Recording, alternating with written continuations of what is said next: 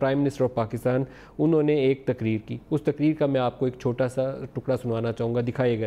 Actionable intelligence है कि Pakistan involve है, वो हमें दे। मैं आपको गारंटी करता हूं कि हम एक्शन लेंगे। प्राइम मिनिस्टर ऑफ पाकिस्तान का ये जवाब था कि कोई भी एक्शनेबल इंटेलिजेंस है तो हमारे साथ शेयर करें, तो हम उसके ऊपर पाकिस्तान खुद से एक्शन लेगा। और हमें जो ब्रीफिंग्स मिल रही हैं उससे इंटेंट, इरादा और बाकायदा एक प्लान जो है वो नज़र आता है कि पाकिस्तान इसके ऊपर आगे बढ़ रहा है, इसके ऊपर काम हो रहा है, इसके ऊपर वसाइल दिए जा रहे हैं, इसके ऊपर स्ट्रेटजी वज़ा की जा रही है और आइंदा आने वाले दिन हम इसके ऊपर मज़ीद कार्रवाई देख सकते हैं। इसके बाद ये हुआ जी कि जिस दिन 26 को भारतीय फ़ज़ाइया पाकिस्तानी इलाकों में आई है और 4 बम गिरा कर यहाँ से भागी है, उस रात को बहुत ज़्यादा यहाँ एक्टिविटी थी, फ़ज़ाइया बहुत एक्टिव थी, नज़र आ रही थी उधर से भी। और पाकिस्तान की भी वो कैप बोलते हैं हमारे ये फ़ौजी भाइयों से, कॉम्बैट एयर पेट्रोल जो है वो पाकिस्तान के भी 2 हवा में थे। उधर से भारतीय फ़ज़ाइया जो था, लग रहा था कि किसी हॉस्टाइल कार्रवाई के लिए तैयार हो रही है पाकिस्तानी इलाकों में दाखिल होने के लिए।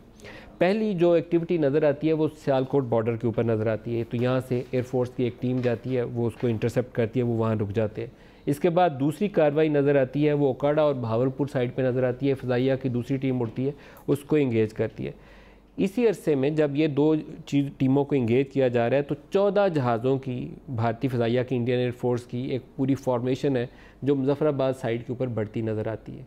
एयरफोर्स की एक टीम को उस तरफ रवाना किया जाता है, तो उसमें से 4 जहाज़ जो हैं वो पाकिस्तानी इलाकों में दाखिल होते हैं, जो कहा जाता है कि शायद मिराज 2000 उनके वो त्यारे थे, पाकिस्तानी इलाकों में दाखिल होते हैं। बाकी उनके वैक्स भी, मिग्स भी, SU-30 भी वो बॉर्डर के करीब अपने उसको कवर दे रहे हैं। 4 जहाज़ पाकिस्तानी इलाकों में आए। यहाँ से जब पाकिस्तान एयरफोर्स की टीम आगे जाती है तो वो चक्कर लगा कि ये 1.5-2 मिनट की कार्रवाई है, इसके लिए कोई घंटों दरकार नहीं है, क्योंकि लड़ाका तैयारे जब मूव कर रहे हैं तो उसी रफ्तार से आते हैं और उसी रफ्तार से निकल जाते हैं। और उसके ऊपर वो जो BVR जो मिसाइल सामने लगे होते हैं वो 40 से 50 किलोमीटर तक हिट कर सकते हैं।